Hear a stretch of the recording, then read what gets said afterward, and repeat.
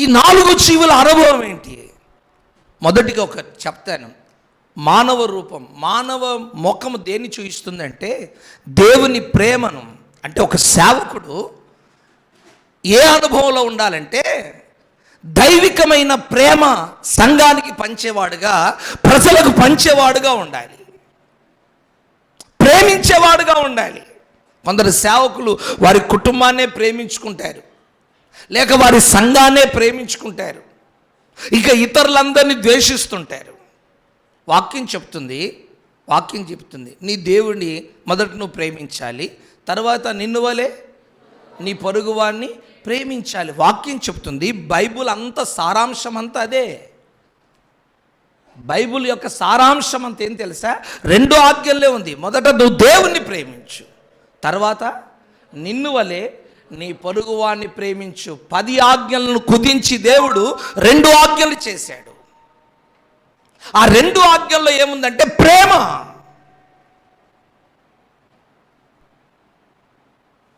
ఈరోజు చాలామంది సేవకులు సంఘానికి తీర్పు తీర్చేవారుగా, బెదిరించేవారుగా, గద్దించేవారుగా, సంఘానికి నాయకులుగా, అధిపతులుగా,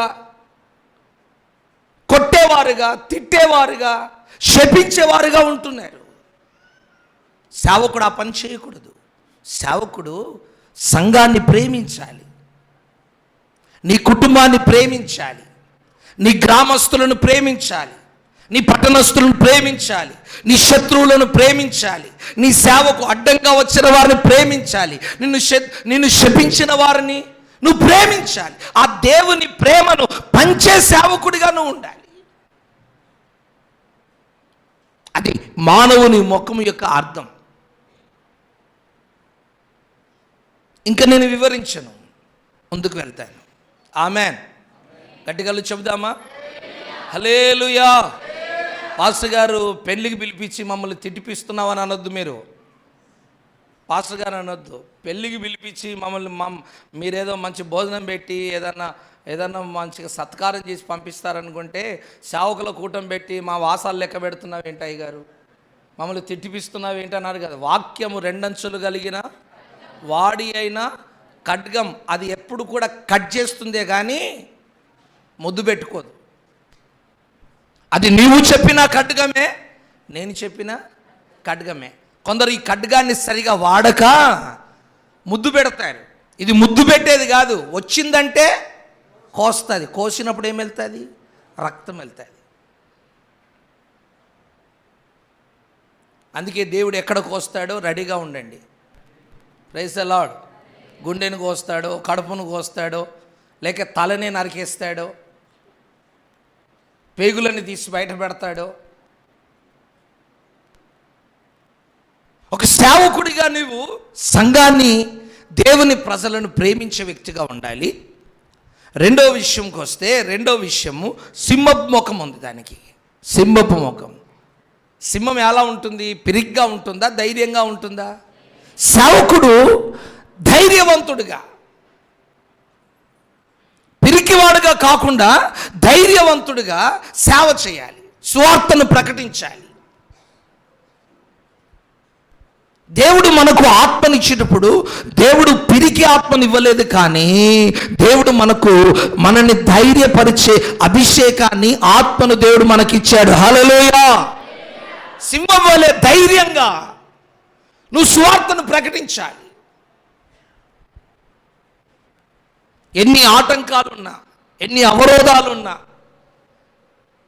ఒక వ్యక్తి బైబిల్ను తీసుకుపోకూడదని దేశంలోకి, అర్థమైందండి? బైబిల్ని తీసుకొని వెళ్ళకూడని దేశంలోకి ఏం చేశారు తెలుసా? వేరే దేశము నుంచి ఆ దేశానికి నిషిద్ధమని చెప్పబడిన ఆ దేశంలోకి బైబిళ్లను రహస్యంగా బ్యాగ్లో పెట్టి తీసుకెళ్తున్నాడు.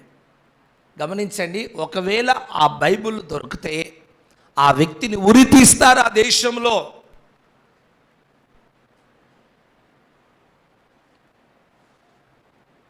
అక్కడ సువార్తను పంచడానికి, బైబిల్ను పంచడానికి ఇవి తీసుకొని వెళ్తున్నాడు. చూడండి, ఫ్లైట్ ఎక్కాడు, అన్నీ బ్యాగులన్నీ దాంట్లో లగేజ్లో వేసాడు. ఆ దేశం చేరుకున్న తర్వాత చెకింగ్ నడుస్తుంది. ఒకవేళ ఒకవేళ ఒకవేళ ఒకవేళ ఆ బైబిల్ దొరికితే ఆ దేశంలో ఆ వ్యక్తిని పట్టుకొని ఖచ్చితంగా అతన్ని ఉరితీస్తారు. అయినప్పటికీ ధైర్యంగా బైబిల్ను ఆ దేశంలోకి తీసుకెళ్ళడానికి తెగించి ఇదిగో ఆ లగేజ్లో వేశాడు. అద్భుతం ఏం జరిగిందంటే, ఎక్కడైతే అవి స్కానింగ్ చేసే డిపార్ట్మెంట్ ఉంటుందో అక్కడ స్కానింగ్ చేస్తున్నప్పుడు ఏ వ్యక్తి అయితే ఉన్నాడో ఆ వ్యక్తి రహస్య క్రైస్తవుడు. గట్టిగా చెబుదామా? ఆ బైబిల్ బయటకు వచ్చేసాయి. అన్నిటి మీద ఇంటూ ఇంటూ అని మార్కు పెడితే ఈ బ్యాగ్ మీద ఎలాంటి మార్క్ లేదు అంటే ఏం లేదు, దీంట్లో పంపించేయండి. స్కానింగ్లో చక్కగా కనిపిస్తున్నాయి బైబిల్. అందుకే ప్రభు చెప్పారు, తన ప్రాణాన్ని కాపాడుకునేవాడు దాన్ని పోగొట్టుకుంటాడు, పోగొట్టుకునేవాడు దాన్ని. ఈరోజు ఆలోచించు, నీ ప్రాణాన్ని క్రీస్తు సేవలో, యేసు ప్రభు సేవలో దాన్ని నువ్వు పోగొట్టుకునేవాడుగా ఉండాలి, త్యాగం చేసే వ్యక్తిగా ఉండాలి, ధైర్యంగా దేవుని పరిచర్య చేయాలి, ధైర్యంగా దేవుని స్వార్థను ప్రకటించాలి. బైబిల్లో రాయబడిన మాట మీకు తెలుసు కదా, నీతిమంతులు ఎలా ఉంటారు? సింహం వలె. నీ సేవలో నీతి ఉంటే, నీ ప్రార్థనలో నీతి ఉంటే, నీ విశ్వాసములో నీతి ఉంటే, నీ ప్రతిష్ట జీవితంలో నీతి ఉంటే నువ్వు ధైర్యంగా ఉంటావు. నీ ప్రతిష్టలో నీతి ఉండాలి, నీ ప్రార్థనలో నీతి ఉండాలి, నీ విశ్వాస జీవితంలో నీతి ఉండాలి. అప్పుడు నువ్వు ధైర్యంగా ఉంటావు. Praise the lord. ప్రతిష్ఠించుకున్నామని చెప్తారు, ధైర్యం ఉండదు. విశ్వాసం ఉందని చెప్తారు, ధైర్యం ఉండదు. ప్రార్థిస్తున్నామని చెప్తారు, ధైర్యం ఉండదు. ఉపవాసం ఉంటున్నామని చెప్తారు, ధైర్యం ఉండదు. పిరికివారుగా ఉంటారు. కారణం ఏంటి? వారు నీతిమంతులుగా లేనందున. Praise the Lord. గట్టిగా చెబుదామా? మూడో విషయానికి వస్తే, ఎద్దు ముఖం. అది దాసుని రూపాన్ని, ఎద్దు యజమానుడికి ఏం చేస్తుంది? దాసత్వం, అది సహకరించి పొలాన్ని దున్నుతుంది. దాసుని ముఖం అంటే నువ్వు సంఘానికి ఎలా ఉండాలంటే దాసుడిగా ఉండాలి. ప్రభు చెప్పాడు, పరిచర్య చేయించుకోవడానికి నేను రాలేదు, పరిచర్య చెయ్యడానికి వచ్చాను నేను. కొందరు ఎలా ఉంటారంటే, ఏరా రా ఇట్రా ఇట్రా, ఆ పని చెయ్యి, అటెల్లో ఇట్రా. ఈ సేవకుడు మాత్రం ఏ పరిచర్య చేయడు, బెదిరించడం తప్ప.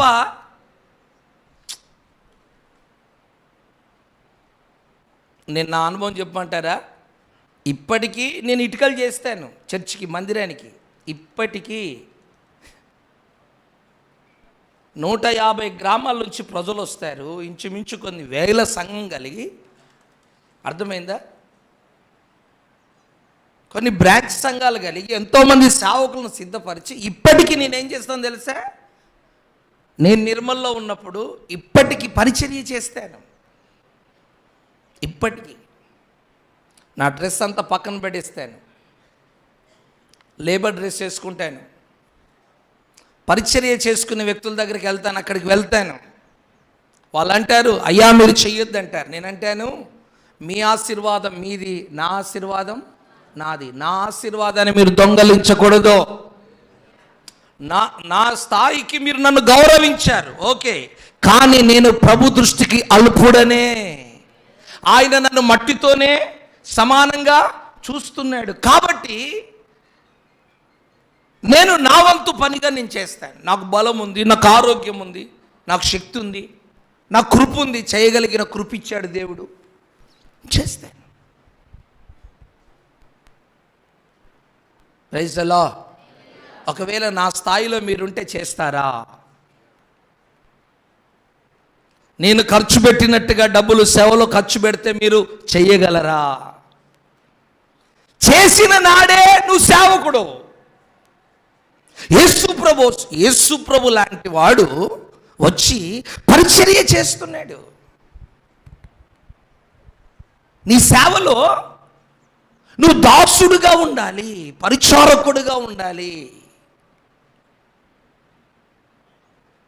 పరిచర్య ధర్మము చేసేవాడిగా ఉండాలి.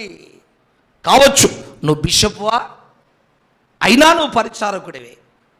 నువ్వు అపోస్తలుడువా, అయినా నువ్వు పరిచారకుడివే. నువ్వు పాస్టర్వా, అయినా నువ్వు పరిచారకుడివే. నువ్వు పాస్టర్మా, అయినా నువ్వు పరిచారకురాలివే. ఆమెన్. గట్టిగా చెబుదామా? ఇప్పటికీ మా పాస్టమ్మ గారు, చిన్న పాస్టర్ వచ్చినా పెద్ద పాస్టర్ వచ్చినా 10 మంది సిస్టర్స్ ఉంటారు వంట చేసి పెట్టడానికి. సొయాన మా పాస్టమ్మ గారు వంట చేసి పెడతారు. అలా చేయవలసిన అవసరం లేదు. పరిచర్య ధర్మం. మీ చేతి కింద 10 మంది సిస్టర్స్ ఉండి ఎవరైనా వస్తే పాస్టర్లు ఒక 4-5 10 మందితో చేయిస్తారా? మీరు చేస్తారా? అమ్మా అది ఎక్కడ పెట్టు, అది ఎక్కడ పెట్టు, అది తీసుకురా, చెయ్యి, అది కోసేయి, అది తాలింపేయి, అది ఆడబెట్టు అని ఆర్డర్స్ ఇస్తావు. చేస్తావా? చేయలేవు. ఎందుకంటే నీ స్థాయి పెరిగింది కదా. చేస్తే అవమానం, నీకు అవమానం, అది నీకు అవమానం, ప్రెస్టేజ్ ఇష్యూ కదా. కాదు. అలా అంటే యేసు ప్రభు ఆ సింహాసనం మీద కూర్చున్నవాడు తన ప్రెస్టేజ్ని కాపాడుకోవాలనుకుంటే మనకు ఈరోజు ఈ సేవ లేదు, ఈ రక్షణ లేదు, ఈ సంఘాలు లేవు. మీకు విషయం చెప్పమంటారా? ఒక సేవకునికి ప్రత్యక్షత ఎక్కడ కలుగుతుంది తెలుసా? పరిచర్యలో కలుగుతుంది. గట్టిగా చెబుదామా? పరిచర్య చేసే సేవకునికే ప్రత్యక్షత ఉంటుంది, వాక్య ప్రత్యక్షత ఉంటుంది, ప్రకటన ఉంటుంది, లోతైన ప్రత్యక్షత ఉంటుంది. పరిచర్య అనుభవం లేని సేవకునికి వాక్య ప్రత్యక్షత ఉండదు కనుక ఫేస్బుక్ కాపీ కొడతాడు, యూట్యూబ్ కాపీ కొడతాడు, వాట్సాప్లో మెసేజ్ కాపీ కొడతాడు, ఇక్కడ ఇప్పుడు నేను చెప్పిన ప్రసంగాన్ని కూడా రాసుకొని మళ్ళీ వచ్చే వారం కాపీ కొడతాడు. అంతే, కాపీ కొట్టుకో. ప్రత్యక్షత లేదు. దేవుడు సంఘాన్ని ఎండిన చోట నడిపిస్తానన్నాడా, పచ్చిక గల చోట నడిపిస్తానన్నాడా? గమనించండి, పచ్చిక కలిగిన చోట అనగా ప్రత్యక్షతలు కలిగిన చోటు. ఏ సేవకుడు దైవ ప్రత్యక్షత కలిగి ఉంటాడో ఆ సంఘం అంచలంచలుగా అభివృద్ధి అవుతుంది. గట్టిగా చెబుదామా? హల్లెలూయా. ఏ సేవకుడైతే సంఘానికి పొట్టు లాంటి ఎండిపోయిన గడ్డి లాంటి ఆహారాన్ని పెడతాడో ఆ సంఘం రాను రాను కృంగిపోయి కృషించిపోయి ఎండిపోతుంది. ఆ ప్రత్యక్షతలు నీకు ఎలా కలుగుతాయంటే పరిచర్యలో కలుగుతాయి. అందుకే నువ్వు ఏ స్థాయికి ఎదిగినా మీరు పెద్ద పెద్ద సేవకులు లేక రాజులు, ప్రెసిడెంట్లు, వాళ్ళ యొక్క బయోగ్రఫీ చూడండి. వారు ఉదయకాలం లేచి వారి తోటకు వారే నీళ్లు పోసుకుంటారు, వారింట్లో ఉన్న సామాన్ని వారే చదురుకుంటారు, వారి బ్యాగులను వారే మోసుకుంటారు. ఇజ్రాయెల్ దేశంలో యూదులు తల్లులు ఏం చేస్తారు తెలుసా? పిల్లల్ని చంకలో ఎత్తుకోరు, వారిని దాంట్లో నడవలేని పరిస్థితుల్లో వాకర్లో తీసుకెళ్తారు. వారు నడగవలసిన స్థాయిలో ఏం చేస్తారో తెలుసా? వాళ్ళ కర్చీపు, వారి వాటర్ బాటిల్, వారి టిఫిన్స్ అన్నీ కూడా ఒక బ్యాగులో పెట్టి ఆ పిల్లలకి ఏం చేస్తారు? వెనక భుజం మీద పెట్టి నీది నీవే మోయాలి అని మోపిస్తారు. అంత చిన్న పిల్లవాడే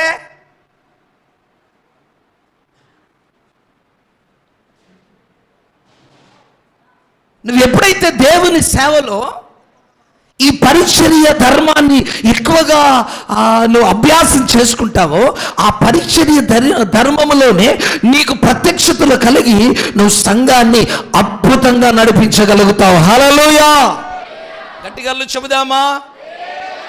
మూడవది పక్షిరాజు. ఏంటండి? పక్షిరాజు. ఆమెన్, గట్టిగా చెప్పండి. ఈ అనుభవాన్ని దేంతో పోల్చామంటే ప్రతిష్ఠ అనుభవాలు. ఇది భూమి మీద ఉండదు, ఇది ఎగురుతుంటుంది ఆకాశంలోకి. ప్రతిష్ఠ అనుభవాల గురించి యేసు ప్రభు లూకా సువార్తలో చెప్పాడు సేవకునికి. ఏమని చెప్పాడు? ఎవడైనాను నా శిష్యుడిగా ఉండాలంటే వాడు తల్లినైనను, తండ్రినైనను, అక్కచెల్లెలనైనను, అన్నదమ్ములనైనను, చివరికి తన ప్రాణమును సహా ద్వేషించకుంటే వాడు నా శిష్యుడు. నేను చెప్పానా? మరి నన్ను అంత సీరియస్గా చూస్తావు ఎందుకు? నేను చెప్పానా? ఉండు, నువ్వు ఏది విత్తుతావో అది కోసుకుంటావు. దానికి నేనేం చేస్తాను? ప్రభు చెప్పిన మాట నీకు గుర్తు చేస్తున్నాను. ప్రతిష్ఠ అనుభవాలలో పక్షిరాజు దేన్ని చూస్తుందంటే ప్రతిష్ఠ అనుభవాల్లో ఉన్నతమైన స్థితిని. నీ ప్రతిష్టలో నువ్వు ఉన్నతమైన స్థితిలో ఎగరాలి, జీవించాలి ఉన్నతమైన స్థితిలో. అందుకే పక్షిరాజు భూమి మీద గూడు కట్టుకోదు. ఎక్కడుంటుందండి? కొండ పేటుల మీద, ఎత్తైన స్థలములో, కొండ శిఖరములో అది తన గూడు కట్టుకుంటుంది. లోకముతో దానికి సంబంధము లేదు. సేవకునికి లోకముతో సంబంధము లేదు, బంధువులతో సంబంధము లేదు, రక్త సంబంధులతో సంబంధము లేదు. సేవకుడు పూర్తిగా నాజీరు ధర్మాన్ని కలిగి నాభి సూత్రాన్ని కోసుకోవాలి. అది సేవ అంటే. తెల్లబట్టలు కాదు సేవ. మోసపోతున్నారు. అర్థమైందా? సేవ అంటే నాభి సూత్రాన్ని కోసుకోవడం. ఆమెన్, గట్టిగా చెబుదామా. హల్లెలూయా. కాస్త బాధగా ఉందా? అయినా నువ్వు బాధపడితే నాకేం లాభం? బాధపడు. నువ్వు చేసిన దానికి నువ్వు బాధపడకపోతే ఇంకెవరు బాధపడతారు? బాధపడు. దైవ చిత్తానుసారమైన దుఃఖము, రక్షణార్థమైన మారు మనసు నీకు మారు మనసు కలిగించునుగాక. ఈరోజు నీ సేవ ఎదగకపోవడానికి కారణం ఏంటో నువ్వు గుర్తించు. ఎదగకపోవడానికి కారణం ఏంటో నువ్వు గుర్తించు. ప్రభు చెప్పినట్టుగా నువ్వు ఎప్పుడైతే నీ పరిచర్యను ఆ ప్రతిష్ఠ అనుభవాల్లో నిలబడి నువ్వు చేయగలుగుతావో, నిశ్చయంగా నీ సేవా సరిహద్దులను విశాలపరిచే బాధ్యత దేవుడు తీసుకుంటాడు. నన్ను గణపరచువాని నేను. ఆయన మాటలు విన్నప్పుడు ఆయన ఎందుకు నీ సేవను గణపరచడు? ఆయన మాటకు లోబడు. తనకు కలిగినదంతయు విడిచిపెట్టాలి. ఈరోజు సేవకులకు భూములు ఉంటాయి, ఇండ్లు ఉంటాయి, వాకిళ్ళు ఉంటాయి, ఉద్యోగాలు ఉంటాయి, అర్థమే అన్నీ ఉంటాయి. మేము సేవకులమని చెప్తారు. అసలు నేను వాక్యం అంగీకరిస్తుందా? నువ్వు పట్టుకున్న బైబిల్ నేను అంగీకరిస్తుందా? ఇప్పుడు జడ్జి ఉన్నాడండి, తీర్పు తీర్చేటప్పుడు అతని దగ్గర ఉన్న లా బుక్ ప్రకారంగా తీర్పు తీరుస్తాడా, వేరే రకంగా తీరుస్తాడా? చెప్పండి. నీ చేతుల్లో ఉన్న బైబిల్ కదా నువ్వు సేవకుడు అవునా కాదా అని నిర్ధారించేది. అవునా కాదా? మరి ఆ బైబిల్ ఏం చెప్తుంది? ఆ చట్టం ఏం చెప్తుంది?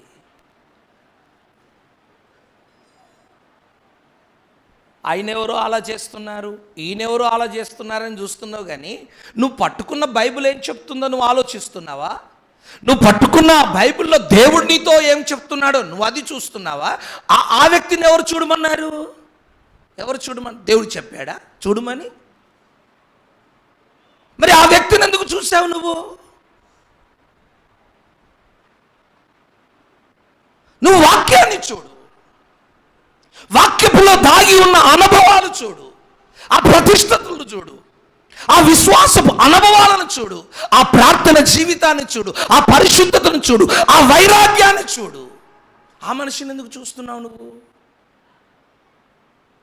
చూడవలసినవి చూడకుండా చూడకూడని చూసి నీ విశ్వాసాన్ని ఎందుకు పాడు చేసుకుంటున్నావు? ఆమెన్, ఆమెన్, ఆమెన్, హల్లెలూయా. చూడండి, ఒక్క మాట దేవుడు అబ్రహాము దేవుడు ఇద్దరు చాలా సమీపస్తులుగా ఉన్నారు. అసలు అబ్రహాముకి దేవునికి మధ్యలో పేపర్ కూడా గ్యాప్ లేదండి. దేవునికి అబ్రహాముకి మధ్యలో పేపర్ అంతా కూడా గ్యాప్ లేదు, పేపర్ అంత గ్యాప్ కూడా లేదు. దేవుడు అబ్రహాం ఇద్దరు కలిసిపోయి ఉన్నారు. అసలు గ్యాపే లేదు, గాలి కూడా దూరే అంత గ్యాప్ లేదు, అంత కలిసిపోయి ఉన్నారు. అబ్రహాము నా స్నేహితుడు అన్నాడు దేవుడు. 75 సంవత్సరాల వయసులో అబ్రహాముకి వాగ్దానం చేశాడు. 100 సంవత్సరాలప్పుడు నెరవేర్చాడు. Amen, amen. ఆ వాగ్దానం నెరవేరే వరకు శారమ్మ ఓర్పిక పట్టలేక, అర్థమైందా, వాగ్దానాన్ని తన జీవితంలో నెరవేర్చడం ఆలస్యం అవుతుందని చెప్పి వేరే మార్గంలోకి వెళ్ళింది. చాలా నష్టపోయింది, చాలా ఏడ్చింది, ప్రమాదంలో చిక్కుకుంది. ఈరోజు ప్రమాదానికి కారణం కూడా ఆమె. అర్థమైందా? ఉగ్రవాదులు ఎవరు పుట్టించారు? శారమే పుట్టించింది. అంతా మీదయనే, అంతా మీదయనే. రక్షణ రావాలన్నా మీదయనే. ఒక సంఘం కట్టబడాలన్నా మీదయనే, ఒక సంఘం పాడవాలన్నా అంతా మీదయనే. మా దయ ఏమి లేదు. గట్టిగా చెబుదామా? అవ్వ ద్వారా పాడైపోయింది, అర్థమైంది. కన్యక మరియమ్మ ద్వారా రక్షణ వచ్చింది. మొదటి ఆదామంతా నాశనం చేశాడు, కడపటి ఆదామంతా కట్టుకుంటూ వచ్చాడు. ప్రైజ్. ఈ విషయాలన్నీ మనకు తెలుసు కదా. శారమ్మ బలహీనంగా ఉన్న అబ్రహాం మాత్రం బలవంతుడుగానే ఉన్నాడు. 100 సంవత్సరాలు ఇస్సాకును పొందుకున్న తర్వాత ఇస్సాకు ఎదుగుతున్న కాలంలో గమనించండి అక్కడ దేవుడు అబ్రహాంతో అంటున్నాడు. ఏమంటున్నాడంటే, నీకు ఒక్కడై ఉన్న నీ ఒక్క కుమారుణ్ణి తీసుకొని వెళ్ళి మోరియా పర్వతం మీద ఏం చేయాలి? నువ్వు బలిపీఠం కట్టి నువ్వు వధించు అన్నాడు. అలా మాట్లాడా? Praise the Lord. అలా మాట్లాడలే. ఏమన్నా తెలుసా? నీవు ప్రేమించు ఇస్సాకును అన్నాడు. ఏమన్నాడండి? ఆ మాట ఎందుకు అన్నాడు? అబ్రహాము దేవుణ్ణి ప్రేమిస్తున్నాడు. ఇప్పుడు అబ్రహాము యొక్క ప్రేమ ఇస్సాకు పుట్టిన తర్వాత దేవుని మీద తక్కువ ఎవరి మీదకి వెళ్ళింది? ఇస్సాకు మీదకి వెళ్ళింది.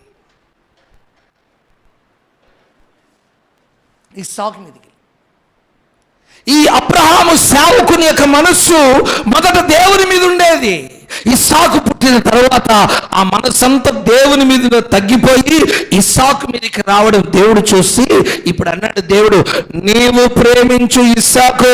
అబ్రహామా, మొదట నీవు నన్ను ప్రేమించేవాడు, కానీ ఇప్పుడు నువ్వు నీ కుమారుడైన ఇస్సాకును ప్రేమిస్తున్నావు గనక నీవు ప్రేమించు ఇస్సాకును, నాకు బలి. Praise the lord, praise the Lord. సరే ప్రభా అని చెప్పి శారమ్మకు చెప్పకుండా వెళ్ళి బలిపీఠం కట్టి ఆ ఇస్సాకు యొక్క మెడ మీదకి ఏం తీసుకొస్తున్నాడు? కత్తి అంటే అర్థం ఏంటి? నాకు నీ మీద తప్ప నాకు ఇస్సాకు మీద ప్రేమ లేదు. ఆమెన్, హల్లెలూయా. ఇప్పుడు చెప్పండి, అబ్రహాము తనకున్న ప్రతిష్ట అనుభవాలలో ఏ స్థాయికి వెళ్ళిపోయాడు అంటే తన కుమారుడిని కూడా బలిపీఠం మీద పెట్టాడు. నేను అంటాను, మీకు సవాలు విసురుతాను.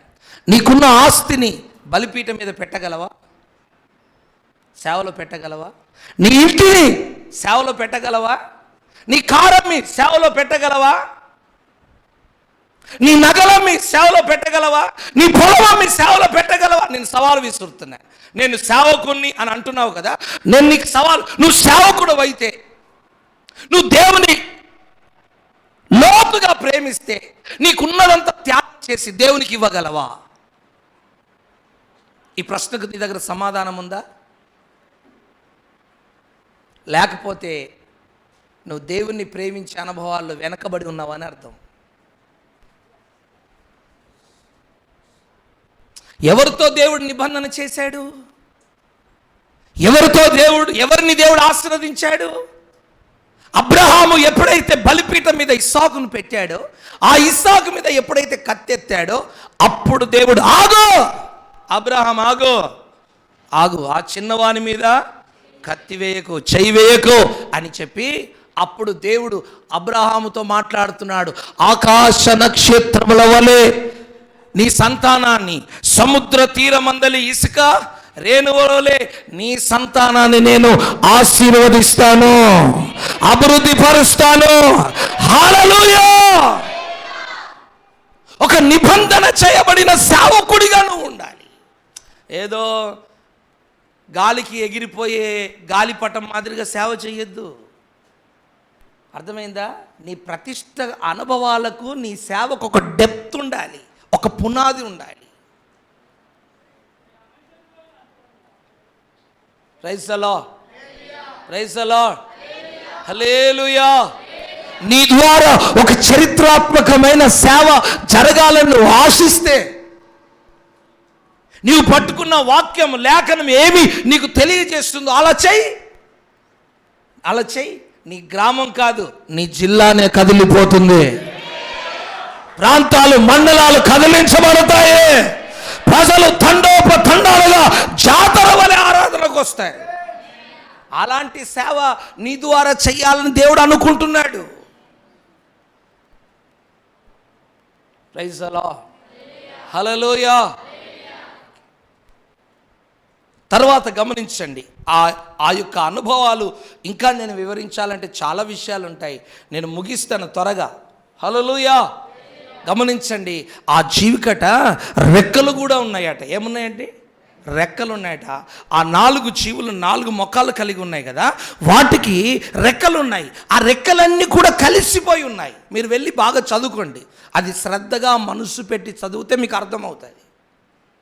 ఆ అధ్యాయాన్ని మీరు మనసు పెట్టి చదివితే అర్థమవుతాయి.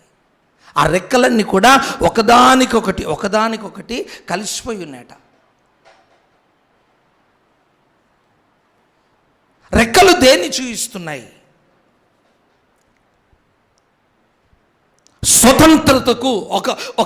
ఒక పక్షికి రెక్కలు ఉన్నప్పుడు ఆ రెక్కలతో అదేం చేస్తుంది? పైకి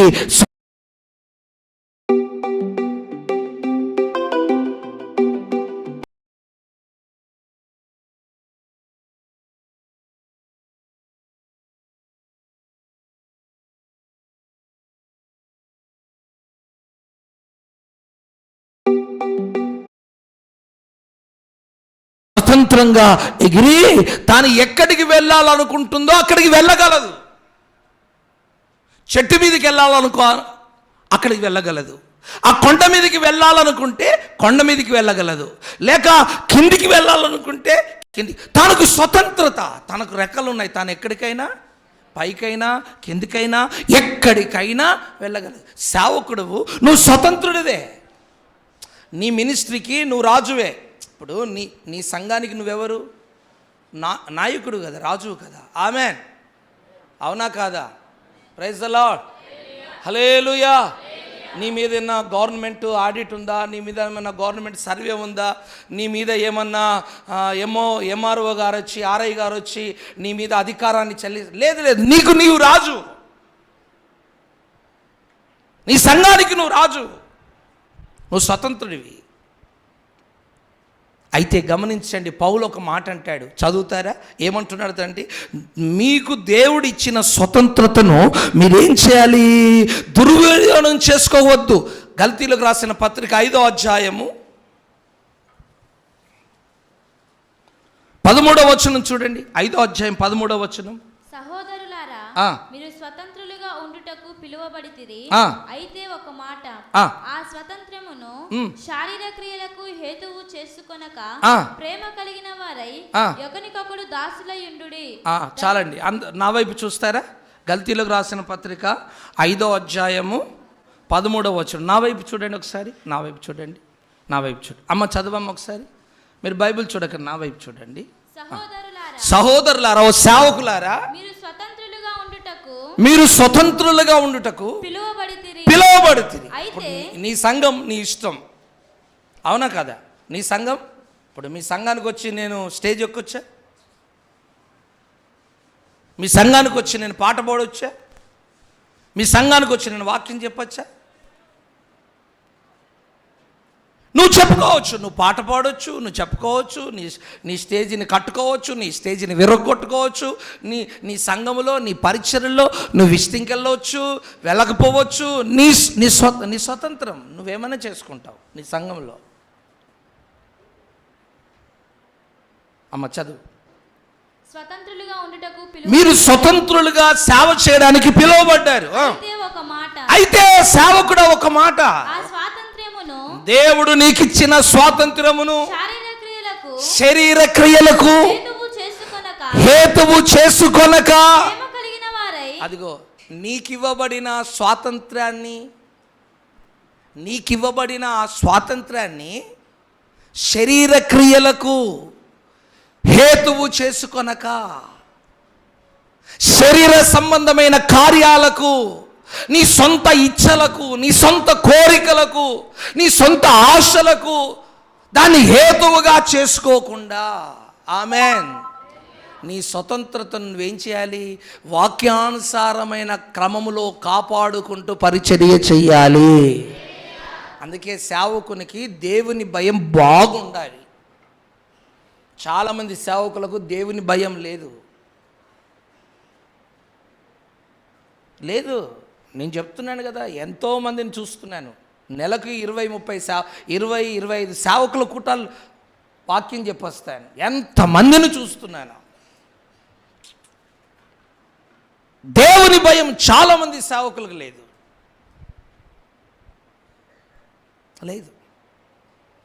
అందుకే చూడండి, వారి సేవలో అభివృద్ధి ఉండదు, దరిద్రం. కనీసం పిల్లలకు కూడా ఫీజు కట్టుకోలేరు, సరి అయిన భోజనం ఉండదు, సంఘములో రాజకీయాలు, గొడవలు, సంఘములో స్థిరంగా ఆత్మలు ఉండవు. కొత్తవారు వస్తుంటారు, పాతవారు వెళ్ళిపోతుంటారు.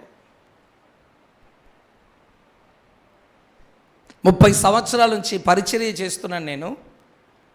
30 సంవత్సరాలప్పుడు ప్రారంభించబడిన ఆత్మలు ఏవైతే ఉన్నాయో ఇప్పటికీ మా సంఘంలో అలానే ఉన్నారు.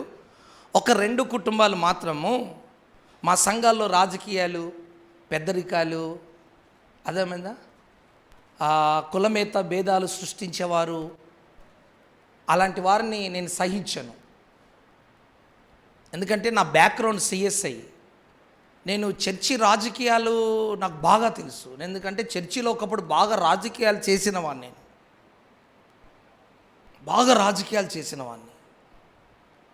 చర్చిలో రాజకీయాలంటే అసహించుకొని మారు మనసు బాప్తీసం పొంది పెంతెకోస్తు అనుభవంలోకి వచ్చిన వాడిని నేను.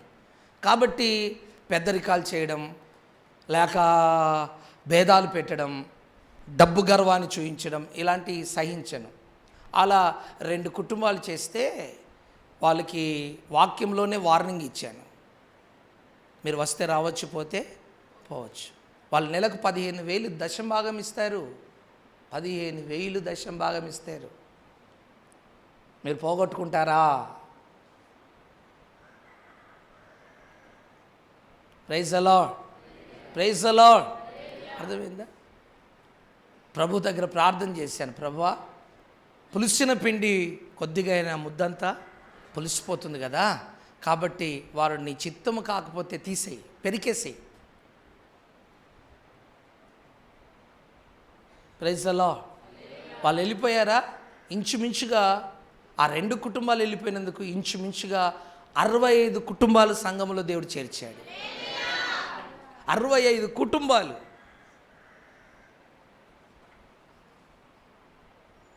ఈ 30 సంవత్సరాల సేవలో అయినా వారు మళ్ళీ నెలకొకసారి వచ్చి నాతోనే ప్రార్థన చేసుకొని పోతారు. నేను మాత్రం మా సంఘానికి రమ్మని చెప్పాను, రా ప్రార్థన పో. Praise the lord, praise the lord, praise the lord. Hallelujah.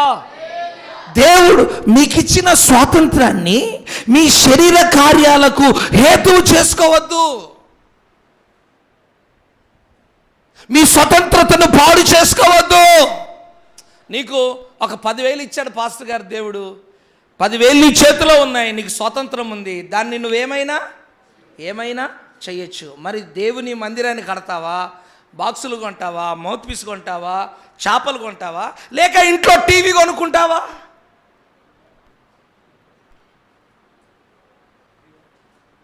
TV అంటే ముఖం మాడిపోయింది ఏంది? టీవీ కొనుక్కుంటావా, లేక మీ బాబుకి బండు కొనిస్తావా, లేకపోతే క్రికెట్ బ్యాట్ కొనిస్తావా, లేకపోతే పాస్టర్మకు పట్టు చీర కొనిస్తావా? మరి పెళ్ళికి రావాలి కదా. పెళ్ళికి రావాలంటే ఏముండాలి? పట్టు చీర ఉండాలి కదా. ఆ పట్టు చీర కట్టుకొని దొండపాడంతా రోడ్డు మీద ఊడవాలి కదా.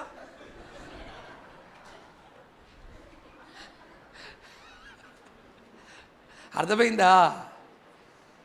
Praise the lord, praise the lord, praise the lord.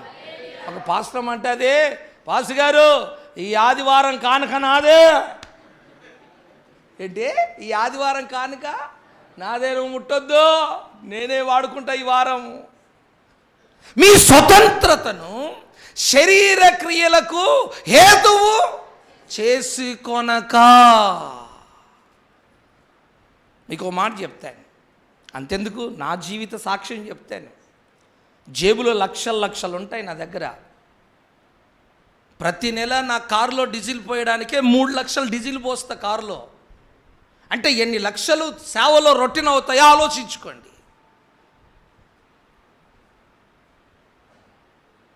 అర్థమైందా? కరెంటు బిల్లే ప్రతి నెల 60-70 వేలు కడతాను కరెంటు బిల్లు. వీటికే ఈ 2 విషయాలే, ఇంకెన్ని ఉంటాయి? అర్థమైందా? నాకు ఆత్మలో దేవుడు అక్కడ కారు ఆపుకొని టీ తాగు అంటేనే అప్పుడు ఆపి ఆ టీకి 5-10 రూపాయల ఖర్చు పెడతాను.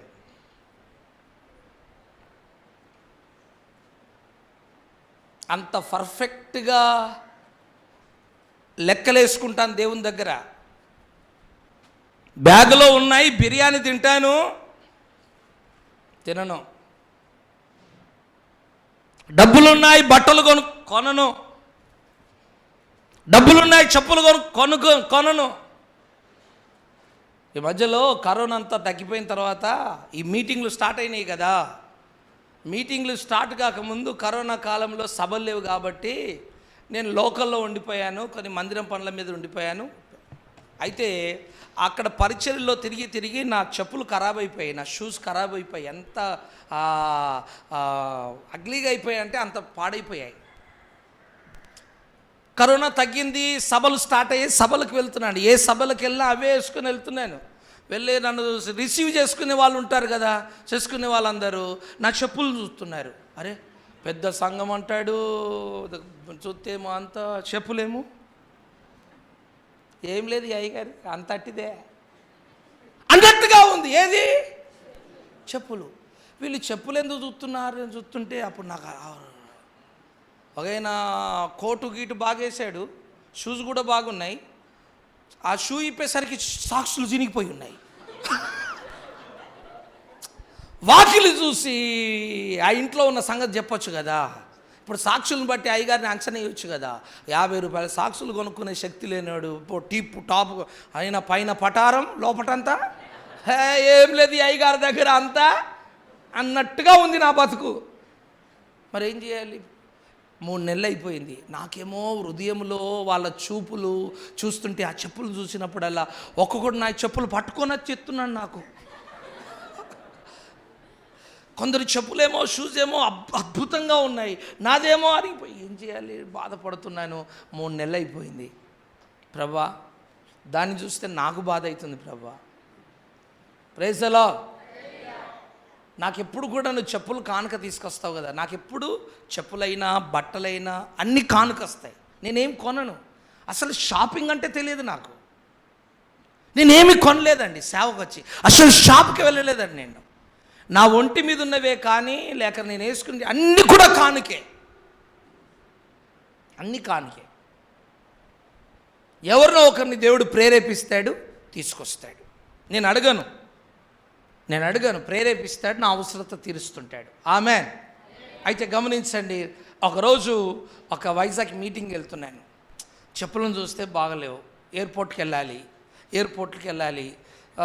ప్రభా ఈ మీటింగ్తో మళ్ళీ అక్కడ 3 రోజులు పాస్టర్స్ కాన్ఫరెన్స్ నాయన, బాగుండదు ప్రభా. నేనేమో చూస్తే స్పీకర్ని, చెప్పులేమో చూస్తే అడుక్కున్నాను, తిరాగున్నాయి, బిచ్చం అడుక్కున్నాను, బిచ్చగానే పిలుచుకుందాం అనుకుంటారు నా ఈ ప్రభా.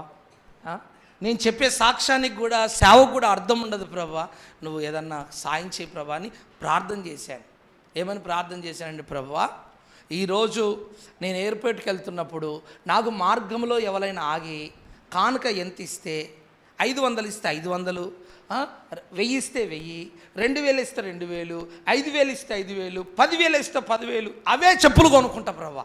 ఇస్తే దారిలో ఎవరైనా ఆపి ఇస్తే, నువ్వు ఏదైనా కార్యం చేయి ప్రభా అని ప్రార్థన చేసి కరెక్ట్గా ఎయిర్పోర్ట్కి వెళ్ళే టైంకు ఒకరు ప్రార్థన చేశారు. వాళ్ళు శ్యామ్ కిషోర్ వాళ్ళ చర్చికి వెళ్తారు. యూట్యూబ్లో దేవుని వాక్యం విని నాతో ప్రార్థన చేయించుకోవాలని టైం అడిగి ఆ రోజే ఫోన్ చేశారు. కరెక్ట్గా నేను వెళ్తున్నానంటే అక్కడికి వచ్చి, ఆ ఎయిర్పోర్ట్ దగ్గరికి వచ్చి ఏం చేశారు, సరిగ్గా ఒక కవర్ నాకు ఇచ్చారండి, దాంట్లో 5,000 ఉన్నాయి. ఆమెన్. ఇవి దేనికోసం ప్రార్థన చేశాను? కరెక్ట్గా ఎయిర్పోర్ట్లోకి వెళ్ళాను. ఎయిర్పోర్ట్లో షాప్స్ ఉన్నాయి. వెళ్తే ఈ షూ ఎంత అన్నాడు, సరిగ్గా 5,000 అన్నాడు. ఇదిగో తీసుకొని ఆయన, ఆ షూ ఇచ్చేసి అని చెప్పి ఆ 5,000 ఇచ్చి ఆ షూ తీసుకుని, ఇప్పుడున్న షూస్ యొక్క సాక్ష్యం అది. మన స్వతంత్రతను హేతువు. ఎందుకు ఈ మాటలు చెప్తున్నానంటే, మనకు స్వతంత్రత ఉంది, మన బ్యాగులో ఎన్నో ఉన్నాయి, కానీ మనకు స్వతంత్రత లేదు. ఆత్మదేవుడు ఏది చెప్తే మనం అదే చెయ్యాలి. Praise the Lord. గట్టిగా చెబుదామా? అంటే సేవకుడు ఎప్పుడు ఎవరి కంట్రోల్లో ఉండాలి?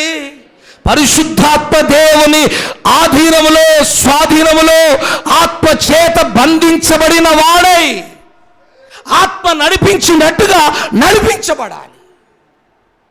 Praise the lord. హల్లెలూయా.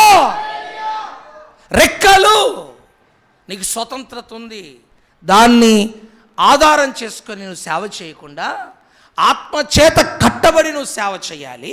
రెండో అనుభవం, రెక్కలు ఎత్తుగా ఎగురునట్లుగా చేస్తాయి. నీ సేవలో ఉన్నతమైన అనుభవాలలో, ప్రతిష్టలో, ఇదిగో ఎత్తైన అనుభవాల్లో నీ పరిచర్య ఎదుగునట్లుగా కృప పొందుకోవాలి. హల్లెలూయా. నీ సేవ ఎదగాలి. ఆ రెక్కలతో చూడండి, ఎగిరిపోతుంది పక్షి, ఎత్తుగా ఎగిరిపోతుంది. నీ సేవలో నువ్వు ఎగిరిపోవాలి. దేవుడు నీకు దర్శనం ఇచ్చాడే, ఆ దర్శనములో ఎగిరిపోవాలి. నీ సేవ ఉన్నత స్థితికి వెళ్ళిపోవాలి. నీ పరిచర్య ఉన్నత స్థితికి ఎదిగిపోవాలి. నీ పరిచర్య యొక్క సాక్ష్యం గ్రామాలు, మండలాలు, జిల్లాలు, రాష్ట్రాలు దాటి వెళ్ళిపోవాలి. అదే చెప్పాడు కదా ప్రభు, మొదట యెరూషలేములోను, యూదయలోను, సమరయలోను, తర్వాత కనీసం దొండపాడన్న దాటిందా లేదా అయ్యా? కనీసం జగ్గయ్యపేటైనా దాటారా లేదా? విజయవాడ దగ్గర కన్నా వెళ్ళారా లేదా? మొదట యెరూషలేములో, యూదయలో, సమరయలో, తర్వాత భూదిగంతాల వరకు మనము వ్యాపించుదుముగాక, విస్తరించుదుముగాక. హల్లెలూయా. అబేజీ యొక్క గుడారం విశాలపరచబడినట్లుగా మన పరిచర్య విస్తరించి విశాలపరచబడునుగాక. ఇప్పుడు 50 ఉన్నాయనుకో, ఈ సంవత్సరం ముగింపు వరకు 50 పక్కన ఒక 0 పెట్టు, ఎన్నవుతాయి? అబ్బా, అంత సీన్ లేదు అయ్యగారు నాకు. నువ్వు 50 పక్కన 0 పెడితే, అమ్మా 0 అనేతివి నువ్వు, 0 50 పక్కన కాదు నాయన, ఆ 50 పక్కన సున్నా తీసేయి పాస్టర్ గారు, 50 పక్కన ఉన్న సున్నా. నేనేమో సున్నా పెట్టయ్యా అంటున్నా. ఈ అయ్యగారు అంటాడు, ఏమంటాడు? సున్నా తీసేయి అంటాడు. అంటే నీకున్న అభిషేకం అదా? ఒక మాట, ఈ 2022 సంవత్సరంలో నీ టార్గెట్ ఏంటి? నీ గురేంటి అమ్మా? నీ గురేంటి? నీ టార్గెట్ ఏంటి? నీ గురేంటి? గురి లేకుండా సేవ చేస్తున్నావా నువ్వు? ఒక వ్యాపారం చేసేవాడికి గురి ఉంటుంది. ఈ సంవత్సరం 10 కోట్లు సంపాదించాలి, ఈ సంవత్సరం 10 బిల్డింగ్లు కొనాలి, ఈ సంవత్సరం ఇంకా 2 షాపులు విస్తరింప చేయాలి, ఇంకా ఈ సంవత్సరం ఈ వ్యాపారాన్ని పెంచాలి. అరే, వ్యాపారం చేసేవానికి ఒక టార్గెట్ ఉంటుంది. ఒక సేవకునికి టార్గెట్ లేకుండా, గురి లేకుండా ఏం చేస్తావు? ఏం చేస్తావు? Praise the lord, praise the Lord. 20 సంవత్సరాలు, 10 సంవత్సరాలు, 15, 30 సంవత్సరాలు సేవ చేసిన ఏముండదండి. సేవలో సారమే ఉండదు. సరే, నేనంటాను గతం గతః. ఆమెన్. గడిచిన సంవత్సరాలు, నెలలు, దినాలు ఎలా గడిచిపోయాయో గడిచిపోయి, ఈ మధ్యాహ్నము నుంచి దేవుడు మీ సేవలో అద్భుతాలు చేయునుగాక, మీ సేవను రూపాంతరపరచునుగాక, మీ సేవా సరిహద్దులు విశాల పరచబడునుగాక. హల్లెలూయా. చెప్పండి, 50 పక్కన సున్నా పెడతారా? ఉన్న సున్నా తీసేస్తారా? కాస్త గట్టిగా చెప్పండి, కాస్త గట్టిగా. 50 పక్కన సున్నా కష్టం అంటారా? కష్టం అంటారా? నేనంటాను, ఆ సమరయ స్త్రీ చూడు, అట్టికెళ్ళి సాక్ష్యం చెప్పి ఊరంతా దింపేసింది. అంత కూడా డెప్త్ లేదా నీ దగ్గర?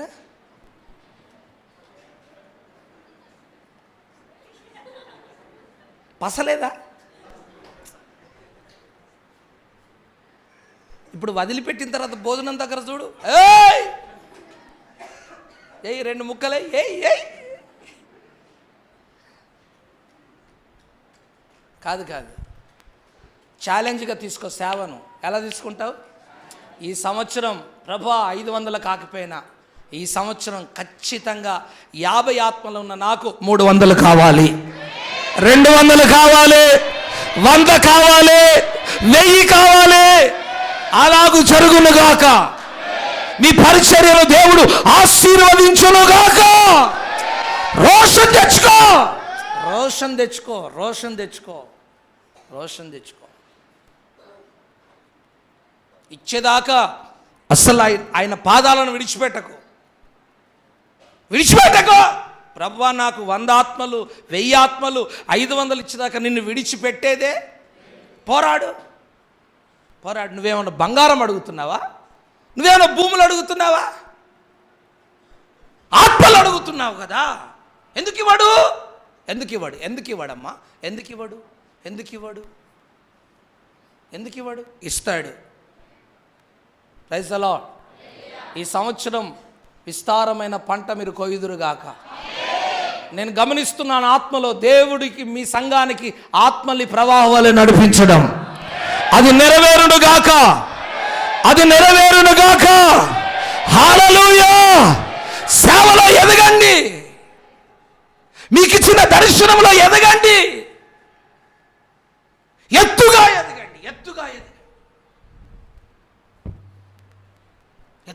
మీ ప్రతిష్ఠ అనుభవాలలో, విశ్వాసపు అనుభవాలలో, వైరాగ్యపు అనుభవాలలో ఎత్తుగా ఎదగండి. ఎక్కడ రాజీ పడక. నిన్ను పడగొట్టి, నిన్ను చెడగొట్టే ప్రతి కార్యం యేసు నామమున అది దహించబడునుగాక. దాన్ని విడిచిపెట్టండి. మిమ్మల్ని చెడగొట్టి, మిమ్మల్ని పడగొట్టేది ఏదైనా పర్వాలేదు, దాన్ని కాల్చివేయండి. ఒకవేళ మీ సెల్ ఫోన్ పాడు చేస్తుందా, నేలకేసి కొట్టు. తండ్రి, కుమార, పరిశుద్ధాత్మ నామములో.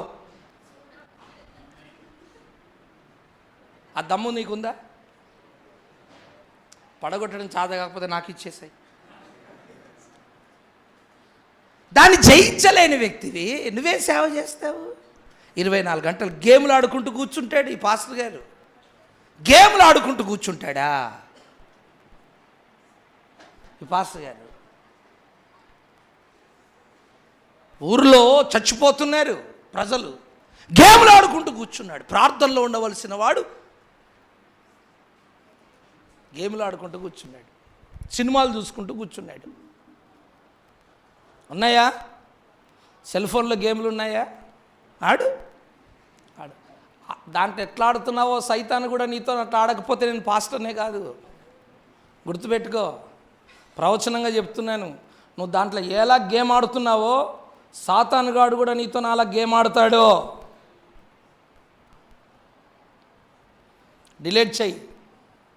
దాన్ని జయించడం చేత కాకపోతే దాన్ని పక్కన పడేసి నాలాంటి సేవకుల కన్నా ఇచ్చేసి ఒక డబ్బా ఫోన్ కొనుక్కో. దాంట్లో గేములు ఏముండొద్దు, ఫేస్ ఉండద్దు, బుక్ ఉండద్దు.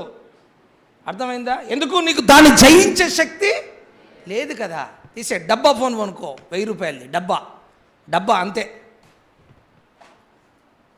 ఎదుగు, ఆత్మీయ అనుభవాలు ఎదుగు. నిన్ను పాడు చేసేది ఏదైనా డబ్బా దూరంగా ఉండు, స్త్రీయా దూరంగా ఉండు, సెల్ ఫోనా దూరంగా ఉండు, బంధువులా దూరంగా ఉండు, అన్య ఆచారాల అన్నిటికీ దూరంగా ఉండు. నిన్ను నీవు ప్రత్యేకపరుచుకో. అలా నువ్వు చేయగలిగితే ఈ సంవత్సరం తిరగకముందే మీ సంఘములో 100ల కొలదిగా ఆత్మలు ప్రభు ప్రవాహములే దేవుడు నడిపించబోతున్నాడు. మీరే సాక్ష్యం చెప్పబోతున్నారు. హల్లెలూయా! అలాగున దేవుడు చెయ్యునుగాక. గట్టిగా చెబుదామా? హల్లెలూయా! రెండో విషయం గుర్తు చేశా. ఆ జీవులట ముందుకే చూస్తున్నాయట కానీ వెనకకు చూడడం. ఆ మాట ఒకసారి చదవండి. ఆ మాట మళ్ళొకసారి చదువుదాం. హెచ్కేల్ గ్రంథంలో 1వ అధ్యాయంలో 12వ వచనం చూడండి. 12వ వచనం. నేను ముగిస్తున్నాను. అవన్నీ చక్కగా ఎదుటికి పోవుచుండెను, అవి వెనుకకు తిరుగక ఆత్మ ఏ వైపునకు పోవుచుండెను ఆ వైపునకే పోవుచుండెను. ఆమేన్ చెప్పండి. ఈ జీవులు ముందుకెళ్తున్నాయా వెనక్కి? నీ దర్శనములో, నీ పిలుపులో, నీ సేవలో సేవకుడిగా నువ్వు ముందుకే వెళ్ళాలి. నువ్వు వెనుకకు తిరగకూడదు. ఎన్ని శోధనలు వచ్చినా, ఎన్ని శ్రమలు వచ్చినా, ఎన్ని పోరాటాలు వచ్చినా, ఎన్ని కలవరాలు వచ్చినా నువ్వు వెనుకకు చూడొద్దు, వెనుకకు అడుగులు వేయొద్దు, ముందుకే. అందుకే పౌలు అంటున్నాడు, గురి యొద్దకే నేను ముందుకే పరిగెత్తుతున్నాను, వెనుకకు చూడడం లేదు. లోతు భార్య వెనుకకు చూసి ఏమైపోయింది? ఉప్పు స్తంభం అయిపోయింది, శాపగ్రస్తురాలుగా మారిపోయింది. నువ్వు లోకం వైపు చూసావా, శాపగ్రస్తుడిగా మారిపోతావు. లోకం వైపు చూడకు, మనుషుల వైపు చూడకు, సమస్తల వైపు చూడకు, వారి వైపు వీరి వైపు ఎవరి వైపు చూడకు, యేసు వైపు చూస్తూ హల్లెలూయా ఓపికతో ఈ విశ్వాస పరుగు పద్యమందు ఆ గురి చూస్తున్న వ్యక్తి వలె అదిగో ప్రభుని చూస్తూ ముందుకే సాగిపో. మీకు ఇంకో విషయం చెప్తాను. ప్రత్యక్ష గుడారంలో దీపవృక్షం ఉంది. ఆ దీపవృక్షం యొక్క వెలుగట అది ముందుకు పడునట్లుగానే పెట్టాలట.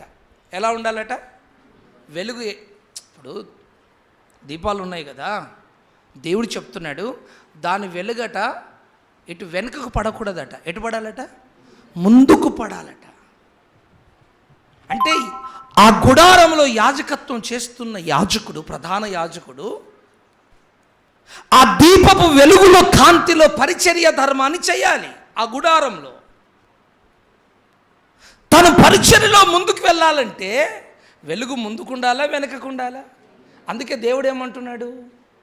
ముందుకు పడునట్లుగా, వెలుతురు ముందుకు పడునట్లుగా. అంటే దేవుని యొక్క ఉద్దేశం ఏంటంటే సేవకుడు వెనక పడకుండా, ఆత్మీయ అనుభవాలలో వెనక పడకుండా, వెనకకు చూడకుండా, వెనకకు పరిగెత్తకుండా ముందుకే పరిగెత్తాలి, గురి వద్దకే పరిగెత్తాలి, ఒక దర్శనముతో పరిగెత్తాలి, ఒక ముందు చూపుతో పరిగెత్తాలి. ఒక అవగాహనతో పరిగెత్తాలి.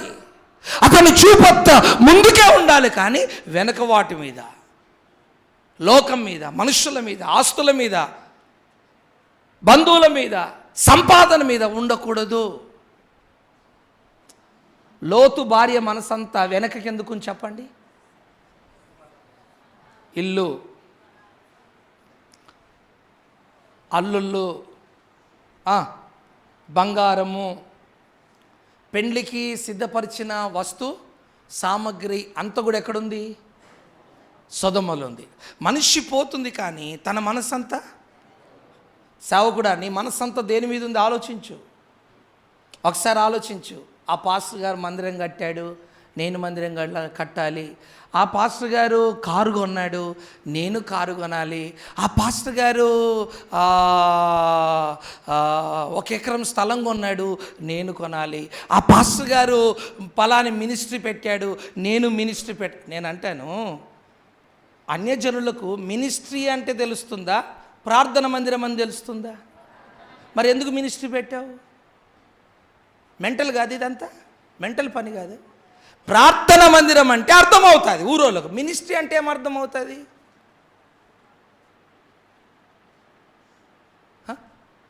ప్రార్థన మందిరము అని చదివితే వాళ్ళకు సువార్త అందుతుంది. అహో ఇది మందిరము, ఇక్కడ ప్రార్థించుకుంటారు, ఇక్కడ పూజ చేస్తారు, ఇక్కడ పాట పాడతారు. మినిస్ట్రీ అంటే అంకేమర్థమవుతుంది ఊరోళ్ళకు?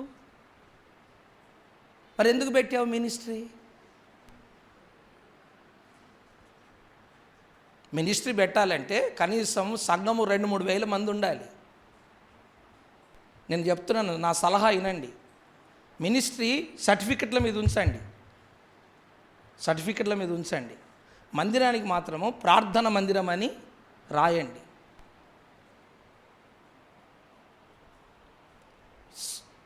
తెలివి ఇక్కడ ఉండాలి, ఇక్కడ ఉండద్దు. పెద్ద పెద్ద సంస్థ వాళ్ళు 10,000 మంది, 20,000 మంది, 1,000 మంది ఉంటారు. వాళ్ళకు మినిస్ట్రీ పెట్టారంటే వారికి 100 రకాల పరిచర్యలు ఉంటాయి. నీకేం పరిచర్య ఉంది? నీకేం పరిచర్య ఉంది? ఒక 20 మందిని తీసుకొచ్చి 4 రోజుల దగ్గర నీ దగ్గర ఉంచుతా అన్నం పెడతావా?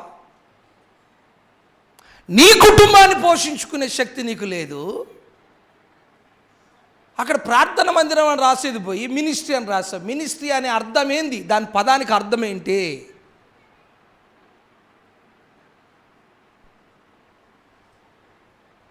ఎవడు చెప్పాడు ఈ తెలివంతా? ఆయన చేశాడు, నువ్వు చేస్తున్నావు. ఆయన పెట్టాడు, నేను పెట్టాను.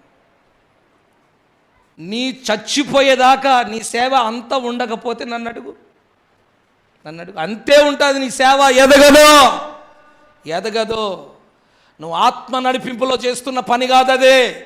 ఆత్మ పని ఎప్పుడు కూడా ఆశీర్వాదకరంగా ఉంటుంది. నువ్వు ఏమి చేయాలో కరెక్ట్గా బోధిస్తాడు, నేను నడిపిస్తాడు. నువ్వు నడిపిస్తున్న విధానము, నువ్వు నడుస్తున్న విధానమే తెలిసిపోతుంది నిన్ను నడిపిస్తున్నది ఎవరో.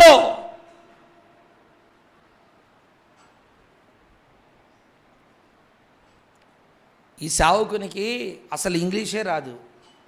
మినిస్ట్రీ అనే పదం తెలుగా ఇంగ్లీషా? దాని అర్థమే తెలియదు. మినిస్ట్రీ అని పెట్టేసాడు. 2,000 పెట్టాడు, రిజిస్ట్రేషన్ చేయించాడు. అరే బాబు,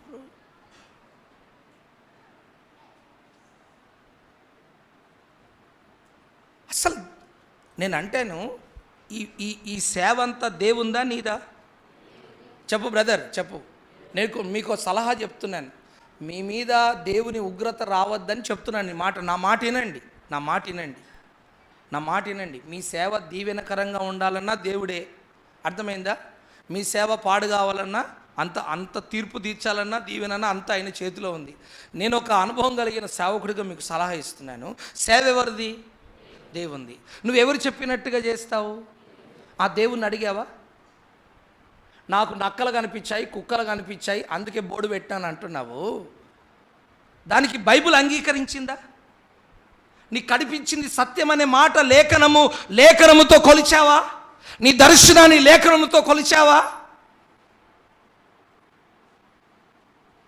అన్నిటికీ కొలమానం ఏంటి? బైబిలే కదా. నీ దర్శనాన్ని లేఖనముతో, నీ పిలుపును లేఖనముతో కొలిచావా? అలా బైబిల్లో ఉందా అని ఆలోచన చేశావా? మా మందిరం దగ్గర రండి, 30 సంవత్సరాలు మా చర్చి మీద పేరే లేదు, కానీ తండోపతండాలుగా ప్రజలు వస్తున్నారు. ఆమేన్. మరి మేము మినిస్ట్రీ పెట్టలేదు, ప్రార్థన మందిరం పెట్టలేదు. మాకు మందిరం మీద ధ్యాస లేదు, పేరు మీద ధ్యాస లేదు, మినిస్ట్రీ మీద ధ్యాస లేదు. మా దృష్టి అంతా ఆత్మల మీద ఉంది. ఆత్మల సంపాదనలో పరిగెత్తుతున్నాం. బోర్డు పెట్టుకోవాలన్న ఆలోచన కూడా మాకు రాలేదు. మరి ప్రజలు వస్తున్నారు బోర్డు లేకపోయినా. నువ్వు బోర్డు పెట్టినా ఎవరు రాడే? ఆ మూలకు బోర్డు పెట్టినా ఎవరు రాడు, ఈ మూలకు బోర్డు పెట్టినా ఎవరు రాడు. మేము బోర్డు పెట్టకపోయినా వస్తున్నారే ప్రజలు. మందిరం మీద మినిస్ట్రీ ఉండొద్దు, ఏముండాలి చెప్పండి? ప్రార్థనా మందిరము అని ఉండాలి. మినిస్ట్రీ అనేది సర్టిఫికెట్స్ మీద ఉండాలి.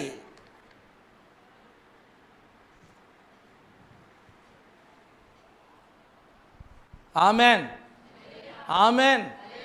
అదొక పెద్ద సంస్థ. దాంట్లో 1000 మంది సేవకులు ఉంటారు, లక్షల మంది ప్రజలు ఉంటారు, 100 కొద్దిగా సేవా కార్యక్రమాలు ఉంటాయి, గవర్నమెంట్ ఆడిట్ ఉంటుంది, దాని మీద అనేకుల కన్ను ఉంటుంది, అనేకుల శత్రువుల మిత్రుల యొక్క కన్నులు ఉంటాయి దాని మీద.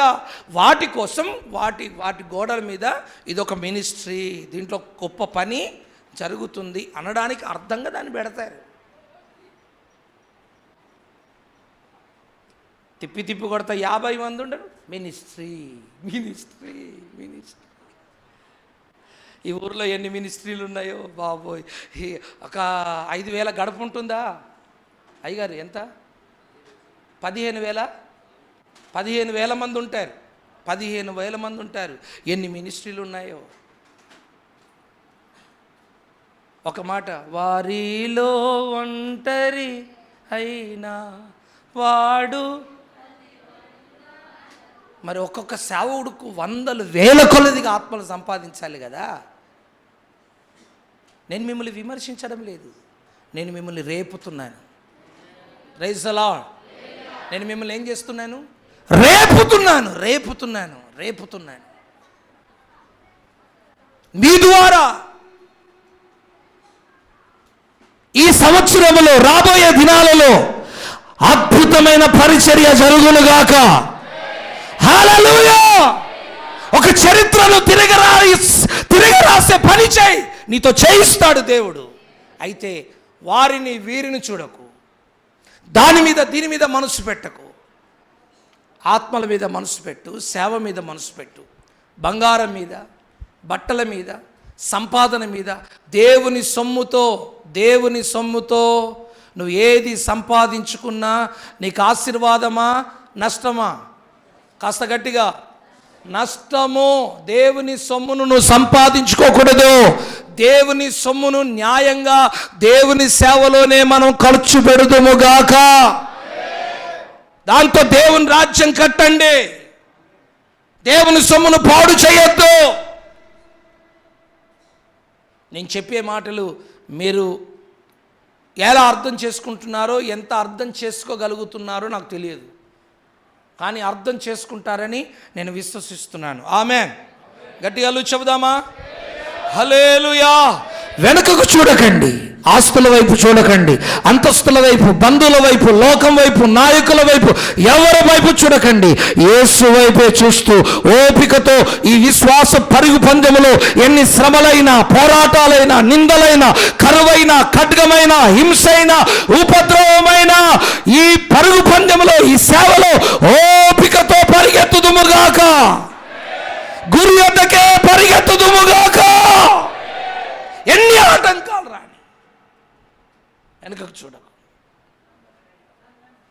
నిన్ను పడగొట్టడానికి, వెనుకకు లాగడానికి దుష్టుడు ఎన్ని ప్రయత్నాలు చేసినా నువ్వు వెనుకకు చూడకు. ఆమెన్, ఆమెన్, హల్లెలూయా. చివరి మాట ఏంటంటే, ఆ జీవుల మధ్యలో అగ్ని మండుతుందట. ఏం మండుతుంది అంటే, ఒక సేవకుడిగా నువ్వు ఎలా ఉండాలి తెలుసా? అగ్నిగా, నిప్పుగా ఉండాలి. యెహోషువ గురించి రాయబడిన మాట జకరియా గ్రంథంలో, దేవదూత సైతాన్ అక్కడ నిలబడితే ఆ సైతాను అక్కడ వచ్చి ఇతడు నాకు కావాలి అంటే అక్కడ రాయబడిన మాటలు చూస్తున్నాం కదా. యెహోషువ గురించి రాయబడిన, ఇతడు ప్రధాన యాజకుడైన యెహోషువ, ఇతడు ఎందులో నుంచి తీయబడ్డాడు? కొనిమిలో నుంచి తీయబడిన. ఎలా ఉన్నాడట? అగ్ని కొరువలే, అగ్ని కణవలే ఉన్నాడట. సేవకుడు నువ్వు ఎలా ఉండాలి? ఒక నిప్పు కణంగా ఉండాలి, అగ్ని కణంగా ఉండాలి. కీర్తనలో రాయబడిన మాట, వారు వాయువులు అగ్ని జ్వాలలు, అగ్ని జ్వాల, ఒక అగ్ని జ్వాలగా ఉండాలి. ఇంత చిన్న నిప్పు తీసుకెళ్ళి ఇక్కడ ఏదైనా అడవి ఉందనుకోండి, అడవిలో ఏంటి ఆ నిప్పు ఏం చేస్తుంది? అడవంతా, నేను అంటాను, నీ ఒక చిన్న నిప్పుగా నీ పట్టణంలో ఒక చిన్న నిప్పు రవ్వగా మీ గ్రామంలో నువ్వు వేయబడ్డావనుకో, ఆ నిప్పు ఆ అడవంతా ఎలా తగలబెట్టిందో, ఒక చిన్న నిప్పుగా అగ్ని జ్వాలగా ఉన్న సేవకుడమైన నీవు నీ ఊరిని, నీ మండలాన్ని నువ్వు తగలబెట్టగలవు, ప్రభు కోసం సంపాదించగలవు. కావచ్చు నువ్వు చిన్న నిప్పు కణమే కావచ్చు, నువ్వు చిన్న నిప్పు కణమే కావచ్చు, కానీ అడవినైనా తగిలేస్తావు. ఆమేన్. నీ ఊరిని మార్చడానికి నువ్వు సరిపోతుంది, నీ మండలాన్ని మార్చడం నువ్వు సరిపోతుంది. నాతో కాదు అని నువ్వు అనొద్దు, నీతో అవుతుంది బ్రదర్, నీతో అవుతుంది. ఆమేన్. నువ్వు మార్చగలవు, నువ్వు మార్చగలవు, నీతో అవుతుంది. ఆమేనను కాదా? కాదా? తినుడవుతుందా? పండుడవుతుందా? తిరుగుడవుతుందా? గేములు ఆడుడవుతుందా? సెల్ ఫోన్లో సినిమాలు చూసుడు అవుతుందా?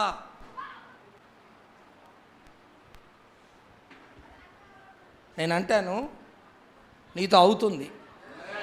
సమరయస్తుతో అయింది కదా, నీతో కూడా బ్రదర్, నీతో పాస్టర్ గారు, నీతో మీ గ్రామాన్ని మార్చడము అవుతుందా కాదా?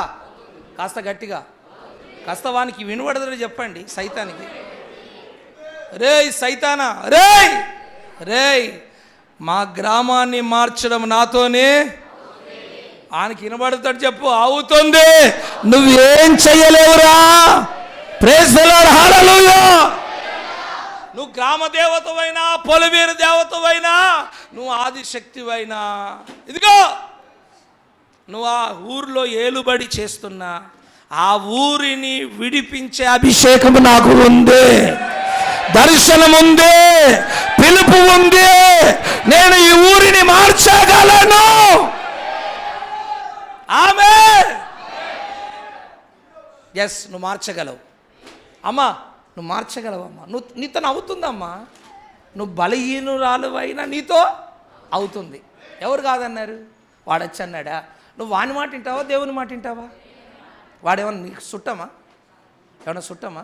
మీకు రక్త సంబంధా? మీ ఇంటికి తరచుగా వచ్చుకుంటూ పోతుంటాడా? వానితో వాని మాటలు నువ్వు ఎందుకు వింటావు? వాని మాటలు నువ్వు ఎందుకుంటావు? ఈ రోజు నుంచి మీ గ్రామాన్ని పట్టుకునే బాధ్యత ఎవరిది? నీది. నీతో నవ్వుతుందా కాదా? ఖచ్చితంగా, ఖచ్చితంగా, ఖచ్చితంగా. అలాగు జరుగునుగాక, అలాగు జరుగునుగాక. మీ ఊర్లో 10,000 మంది ఉంటే 1000 మంది దశంభాగము నీకు వచ్చునుగాక. 10,000 మంది ఉంటే దశంభాగం ఎంత? ఆ దశంభాగము ప్రజల్లో నుంచి తీసుకోవాలి, సంపాదించుకోవాలంటేనే ఈ దశంభాగాన్ని తిను. విశ్వాసులు ఇచ్చిన దశంభాగం నువ్వు తినాలంటే ఆ ఊర్లో ఎంతమంది ఉన్నారో 1,500 లేక 15,000, 10,000. 10,000 ఉంటే దశంభాగం ఎంత? 1000. ప్రభువా నాకు కావాలి అని నువ్వు పోరాడు. ఆ 1000 మంది కోసం, సంపాదన కోసం పరిగెత్తుతుంటే ఇప్పుడు నువ్వు విశ్వాసులు ఇచ్చిన దశంభాగాన్ని తిను. ఓకే, ఆ టార్గెట్ నీకు లేదనుకో, ఆ దశంభాగాన్ని ముట్టకు.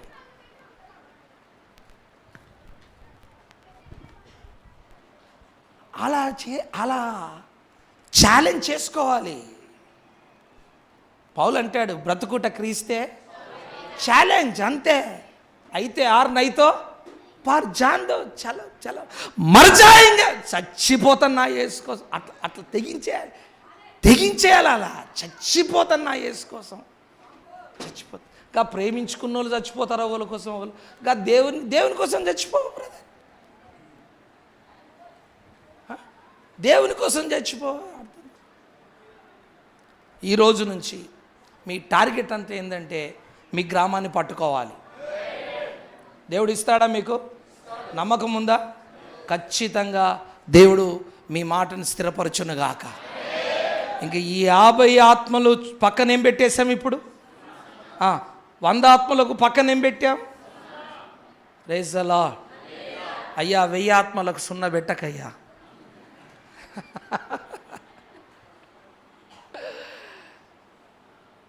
ఎందుకు అలా అసాధ్యం అని అనుకుంటారు? 1000 ఆత్మలు ఉన్న వారికి పక్కన ఇంకో 0 దేవుడు పెట్టునుగాక. కాస్త గట్టిగా, హుషారుగా, మీ సరిహద్దులను దేవుడు విశాలపరుచునుగాక. అగ్ని వలె మీరు మండుదురుగాక. ఈ లోక సంబంధమైన ప్రతి దురాత్మలను మీరు తగలబెట్టుదురుగాక. మిమ్మల్ని చూసి దయ్యాలు కేకలు వేయునుగాక, పారిపోవునుగాక. పౌలును చూసి అంటాయి మాకు పీడగా తయారైనవేంద్ర నాయన. ఎవరిని చూసి? తమ్ముడు ఇట్రా. తమ్ముడు ఈయన పౌలు అనుకోండి. పౌలు పలాని ఒక ఊర్లో ఉన్నాడు, ఒక పట్టణంలో, ఎదెస్సు పట్టణంలో ఉన్నాడు అనుకోండి. అదో పెద్ద పట్టణం. చూసి ఆ ఎదెస్సు పట్టణంలో సేవ చేస్తున్నాడు. ఎదెస్సు పట్టణంలో ఉన్న దయ్యాలన్నీ మీటింగ్ పెట్టుకొని, వాడెవడో వచ్చాడు మన ఊరికి, వాడు వచ్చినప్పటి నుంచి కనీసం మన నిద్ర కూడా పోనీయడం లేదు. వాడు మనకు పీడగా తయారయ్యాడు. ఎలా తయారయ్యాడట? ఎలా? పీడగా తయారైపోయాడు వాడు. వాడు ఈ ఊరిని వదిలిపెట్టి పోయేటట్లేడు. మనమే ఈ ఊరిని వదిలిపెట్టి పోదామని.